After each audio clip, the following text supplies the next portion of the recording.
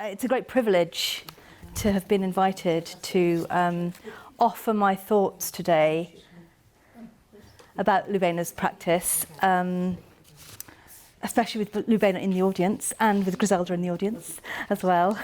And when I started to think a lot about revenge, which is the work I'm going to talk a little bit about today, I can't really give it any justice in 15 minutes.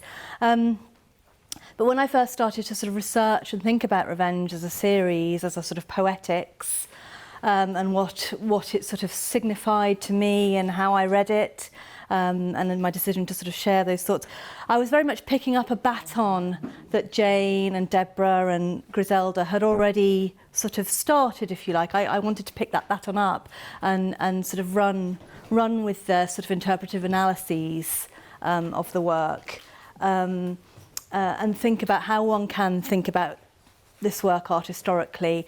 And I thought that was really interesting in the way that Jane has framed what she talked about today, in relation to various things like the issue of the binary, the self and the other, and what that means in a sort of post-identity situation. And I always think of revenge in terms of a sort of dialogic sort of series, a cyclical series as well. I think about it in terms of cyclical time, and different kinds of poetics of relation. And again, that picks up on some of the things that Jane was talking about in relation to Lubaina as a writer as well. And I think, and as trained as a theatre designer, I think that is very central to some of the sort of aesthetic strategies that Lubaina uses in her work. And I think revenge is a particularly good example of that. It's a very sort of tight example of the way in which it is a mask in 5 tableaux. And I wanted to think a little bit more about what that meant. What does a mask mean, and how is a mask signified within sort of English literature, Jacobean literature, and also in African performance as well, in Dogon performance as well. And I wanted just to unpack that idea of the mask and think about references and all the sort of resonances, all that sort of visual bank that Jane also referred to. And I think Jane set it up very nicely in terms of threads. And I use that word consciously because, again, textiles and the fabric of Lubaina's practice across time is like a sort of a weft and a warp and a woof of kind of rich and richly coloured patterns and textiles and fabrics. And the way one can think about her work is in those terms as well, I think, in terms of ideas and the ideas that cross the work as well. So I'm going to focus very much on a very sort of slight, I say slight reading of Revenge because in 15 minutes one can't really do it justice. But it was a series of works that were first exhibited in Rochdale in 1992, the same year in which I first met Lubaina, in fact, in the hallowed spaces of the Sainsbury Wing at UEA, when she'd come to visit Jane. And we had a quick introduction, and Jane has been a sort of presence, I think, in our sort of connection and in my sort of intellectual trajectory as well as Griselda, in our in sort of art historical thinking about Lubaina's practice. As I understand it, and Lubaina may well correct me on this, the exhibition consisted of 9 large paintings, 16 smaller studies, an installation, and accompanying elegiac texts. And I think the texts are particularly important with Revenge as well. And the reason I put this particular photograph of Lubaina up, by the way, it's a photograph by Maud Salter of Lubaina as Urania, Muse to the Poets, of which it is a copy it's in the V&A collections. And I just think it's a very beautiful image of Lubaina as well, actually. So I hope you don't mind.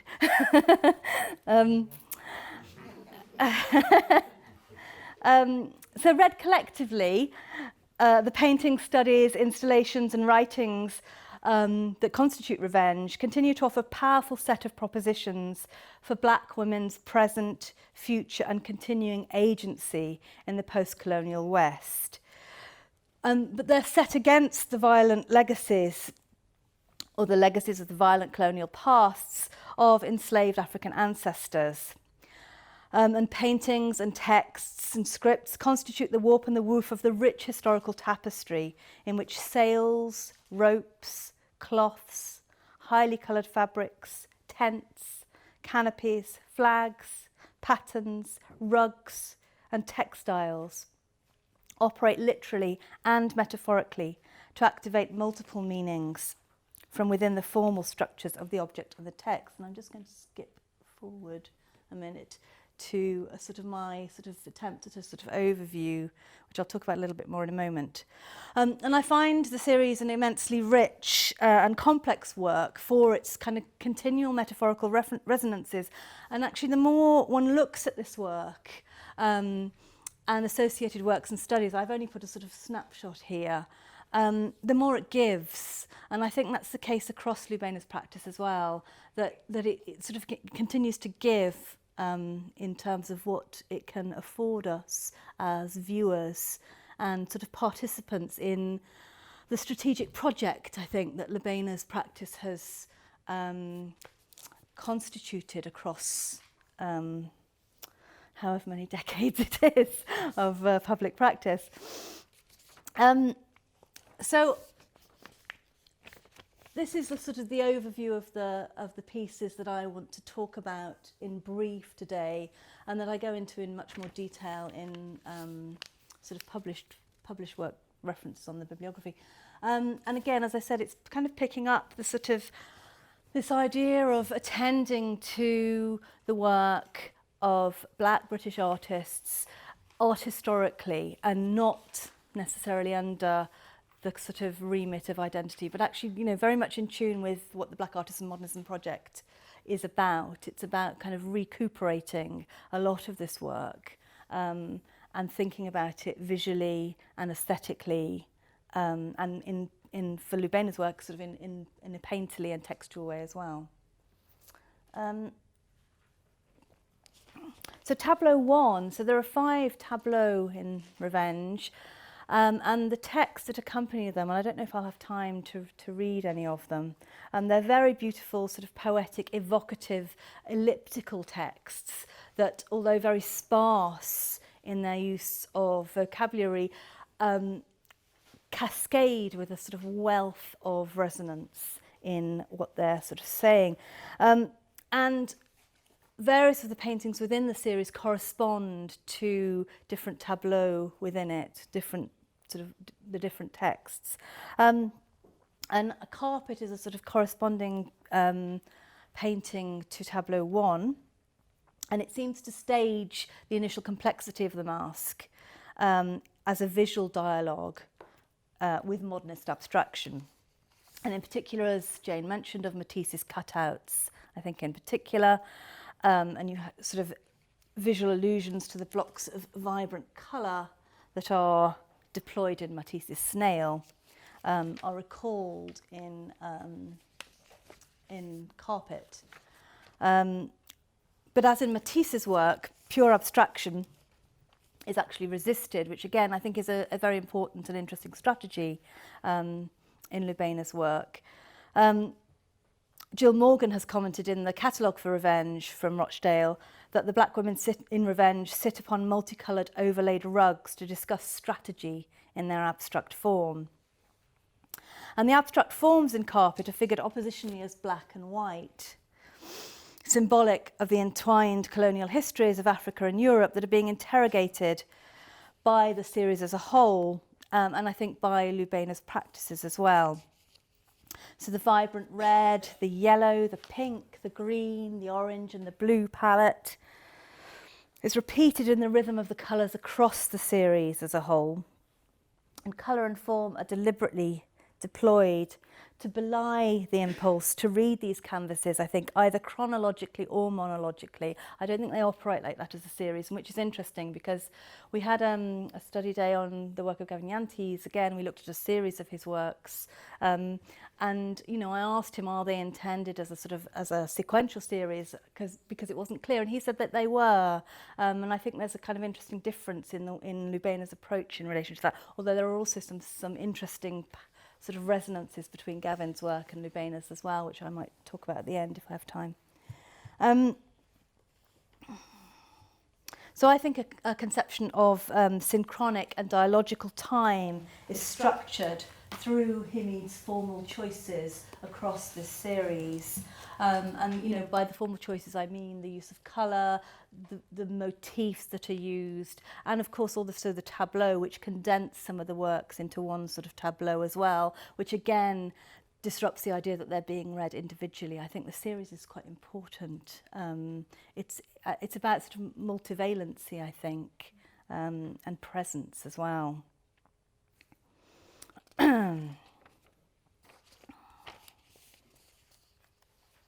So some of the things I wanted to think about in relation to the series were the theatrical allusions in the conception of the series and in the stridency of its visual form, things that Jane has also mentioned. The idea of the sort of strap line, you know, revenge, a mask and five tableau, after morning comes revenge. This is a very strong line in one of the tableaux within the Revenge series. And I wanted to think about the idea both of the morning and what the revenge was. You know, what kind of revenge are we talking about here? What is the revenge and how does it manifest and how can we read it? And how is it a recuperative? Is it a recuperative strategy? First of all, an open question. You know, one thinks of revenge, and all sorts of kind of literary allusions to revenge as tragedies also come to mind, because this is a masque, this is a Jacobean, has a Jacobean reference to it. Again, the performative aspects that are integral to the idea of theatre and the performance of a masque. And how masks operate as well, how they were conceived. And they were conceived certainly within Jacobean court as a kind of liminal and disruptive form of theatre. And particularly the anti-masque as well. And Ben Jonson, interestingly, initiated an anti-masque around a masque that Queen Anne had commissioned called the Masque of Blackness. And so I thought there were all these kind of interesting kind of resonances involved in how the Masque of Blackness signified, and I haven't really got time to go into it in any detail, within the Jacobean court, and how, again, Lubaina sort of in this masque recuperates that and sort of changes it and disrupts it as well. She takes it out of the Jacobean context and uses it for her own strategies and her own strategies and sort of concepts as well. And also associated with that, I thought about how else masks operated in other cultures, and there are very specific references to Dogon mask performances, African Dogon mask performances, where there are certain strategies where the Dogon perform mourning rites by smashing a gourd, and again all sorts of resonances concerning other works that allude to this series, like Mirrorcloth Bowl and other installations seem to sort of press in to this. So I think it's very difficult to read these works without a sort of sense of Lubaina's practice across what she does. Again, sort of picking up on some of the kind of questions that Jane was raising, I think, in relation to how we attend to Lubaina's works, and how we build up a sort of corpus of knowledge about them as well, and what kinds of knowledge do we want to think about as well when we think about them. And there's all sorts of different ways of doing that, and it's a very unfinished project. Okay. So after carpet then, the Manta of Mali, which again is an interesting one, because I think the visual economy of signs that is inaugurated with the carpets in Tableau 1 is again incisively deployed here in a metaphorical depiction of invasion. So although modernist precursors, we like to throw in some modernist precursors as art historians, such as Franz Marc's Fighting Forms and Elozitsky's Beat the Whites with the Red Wedge, use colour symbolically in order to structure antagonistic relationships between forms. and it's a struggle in these, particularly in fighting forms. I think in the Manta of Mali, it's very much figured as a one-sided takeover. There's not an incursion; it's an overlaying. It's a slightly different sort of response to those modernist sort of precursors, I think. So the title of the painting as well is interesting, the Manta of Mali, because I think it metonymically recalls accounts of West African histories before European colonisation, which I think is important in this retrieval and this kind of remapping practice that Lubaina does.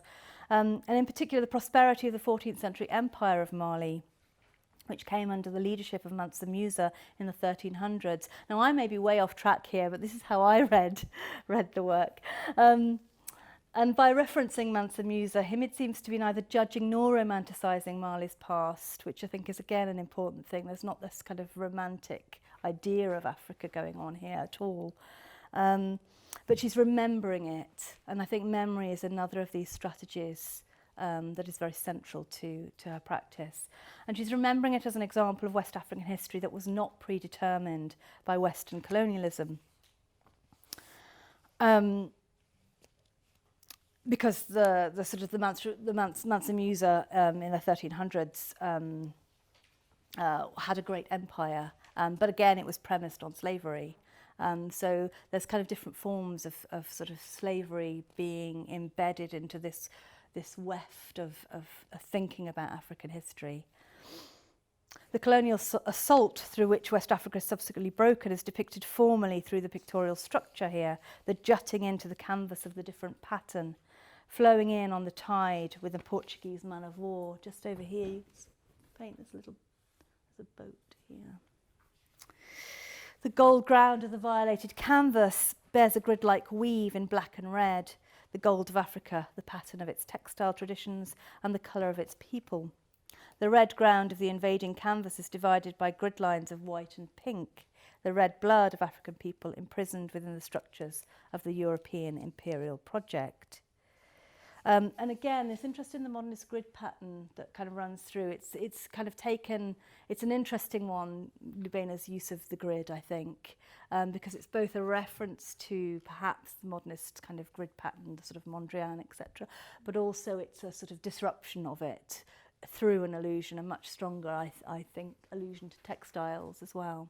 So I think that's a really interesting sort of thing going on, the formal strategy going on there with that. And again, when we looked at Gavinianti's work last week or the week before, again, he often has a sort of allusion to the modernist grid pattern within his painterly strategies as well. So that's quite a sort of interesting avenue to pursue, perhaps. Okay. So further canvas then in the series, Invasion completes the attack. Africa remains the golden ground, but the land is now surrounded on both sides and in the middle by a pink multitude of abstract forms, the invading Europeans. And again, I think, you know, that I like the fact that they were pink and not white. You know, again, I think there's slight humour perhaps in I mean, it's a very, you know, non-humorous subject, but again, this kind of strategy of sort of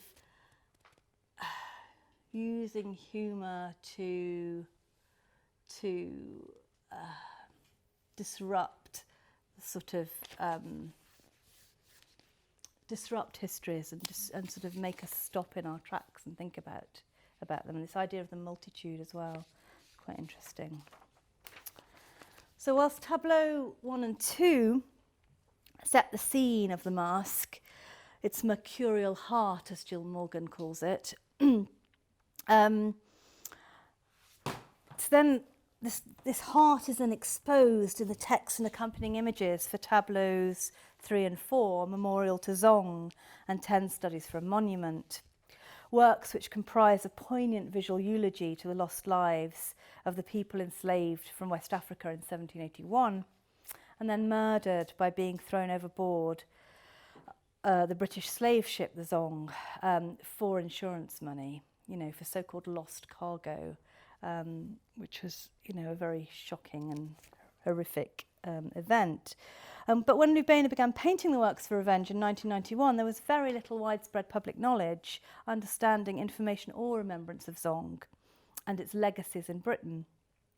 Paul Gilroy was amongst the first of those commentators who did raise it publicly in an important essay for the New Statesman in 1990, in which he drew on the critical reception of Turner's famous painting of the Zong massacre, which Jane also showed, slavers throwing overboard the dead and dying, typhoon coming on, painted in 1840 or displayed in 1840, to articulate the ways in which English thinking about race had been integral to English art and aesthetics for a lot longer than was often accounted for. And that was the kind of premise of Gilroy's article.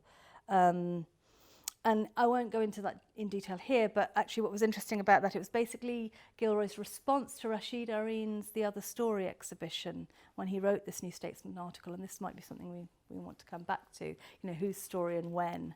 And I think that's, again, something that Lubaina attends to really sensitively. She tends sensitively to history and to depths of history, which I think is a very important part of her practice.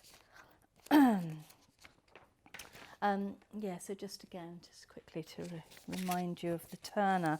And again, I've sort of thought quite a lot about the Turner and how it sort of resonates in different contexts, and I can't really go into it in any great detail now.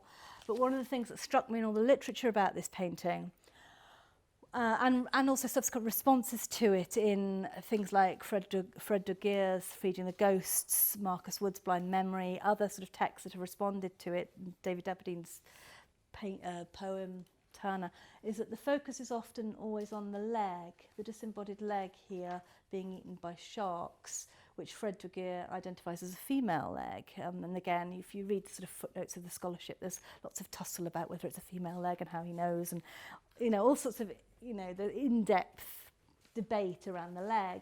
But actually, what I love again about what Lubaina does is she attends to the hands, and I think this is a really pivotal moment in the series as a whole. A small study for Memorial to Zong, where the duality of water, and again the theme that sort of Jane picked up, the duality of water as a potential agent of either destruction or salvation at sea, is evoked in a beautifully economical sketch in which a single brown hand emerges from a deep blue ocean, a form of visual palingenesis. It's been released from its chains, unbroken and unhooked from one of the standard tropes of European art historical representation, i.e. the depiction of black people in chains as slaves. The hand holds up its 5 fingers, and whilst we know that within the context of Zong it's not waving but drowning, the visual economy of the work, its art historical differencing of Turner's iconography and Slavers, its symbolic link to one of the final Revenge paintings, 5, and Himid's overall Benjaminian philosophy of history, i.e. that idea of retrieving the future from the wreckage of the past. And again, I think that's a really important strategy as well that she uses. They all point to its exceeding a purely memorialising function in favour of a more fluid, dynamic, dialogical and non-linear relational poetics. And I think that's really important that this is for me a sort of linchpin in the series, because after the mourning comes revenge, and so there's a mourning to the dead of the Zong, sort of inherent in Revenge, but there's also this idea of sort of salvation, if you like, or recuperation embedded in Revenge, and this is its turning point, this hand salvaged from the wreckage of the past. And again, I think this idea of poetics of relation, Edward Gleason's term, is a very evocative term for thinking about Himid's visual strategies, because Gleason uses the term poetics of relation as a way of destabilising monolithic language in order to decategorise understandings and establish new relations. And I think that's very important. And we're talking here in Lubaina's work not just about verbal language, but visual language as well. So this idea of destabilising monolithic language in order to decategorise understandings and establish new relations. And Glissant's use of poetics of relation also, it's a self-consciously rhizomatic form of thought. It eschews both essentialism and assimilation.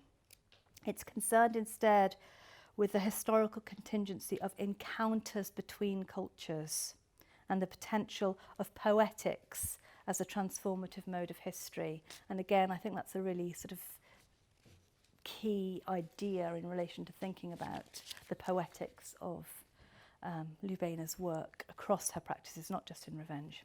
So this idea of encounters between cultures and poetics as a transformative mode of history.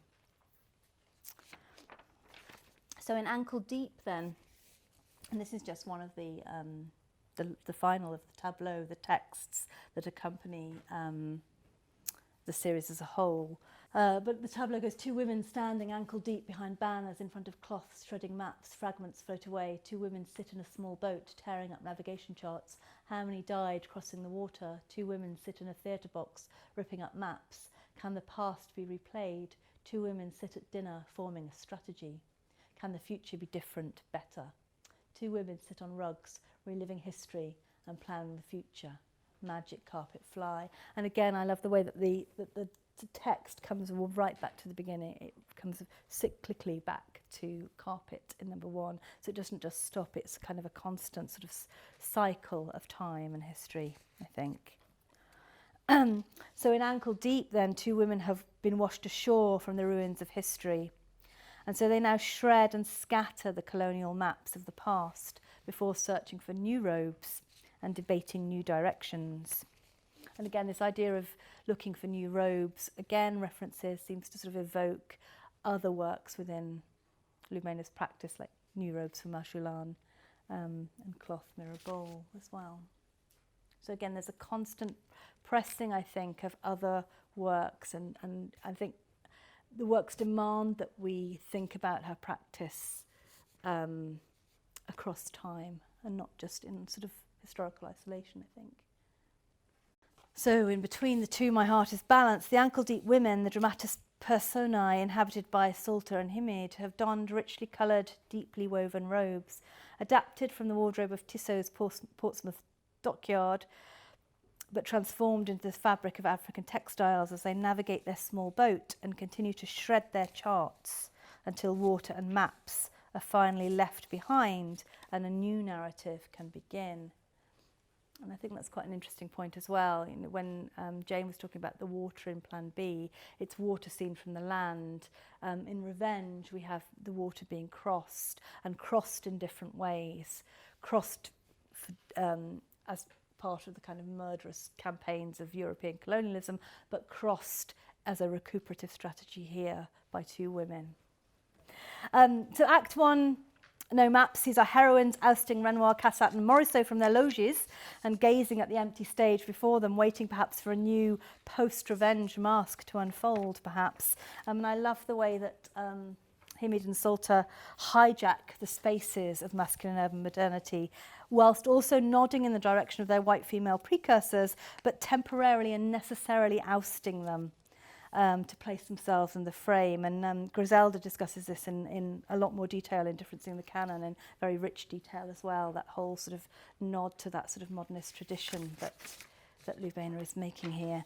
And then the last is this alluring colour palette of 5, which returns the viewer to the Matissean origins of carpet in Tableau 1, in a sort of circular dance of origins, debts and new beginnings. It places Salter and Himid around the table of European modernism, interpolating modernism's debts to Africa and discussing strategies for recuperation. The Unchained Hand, from study to the memorial for the memorials of Tazong, is it re-embodied here, no longer drowning in a deep blue ocean, but emerging against a vibrant yellow ground, the colour of Africa, as we've already seen. In 5, the hand now belongs to an animated black woman who wears the mantle of radically disruptive modernism in the form of Gertrude Stein's coat, and who debates future strategies with her friend. And there's lots more things to be said about this, but I'm conscious of the time, so I won't go into them, but we might be able to return to them. This is just the coat. So Just finally then, I am finishing now.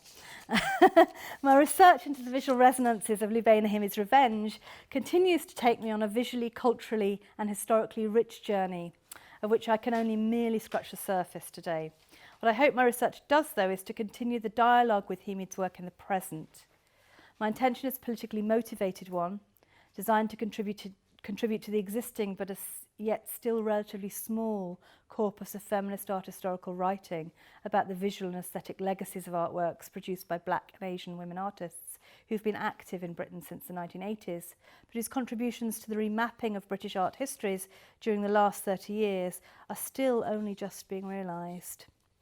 One of the things that these fabulous BAM study days seem to be doing, which is something I hadn't really expected or thought about until recently, not only retrieving Black British artists' works in dialogue with Western art historical modernisms and past visual forms, but they're also, I think, constructing a lineage across and between works. So as I mentioned, we spent some time looking at Gavin Yanti's work, particularly his Corobra series a couple of weeks ago, and it really sort of began to make me think about new ways in which I could think about Lubaina's practice as well. And some of the formal concerns across their work. And very quickly to end, I sort of identified a few of them which we might come back to. One of them is this idea of working in series as a cyclical narrative mode that challenges monolithic and static modes of narrative. The other is this idea of modernist grid patterns and their disruption. The other one was boats and water and transport and carriage across water. Histories of slavery, maps and remapping, and finally the ousting of modernism as well. Thank you.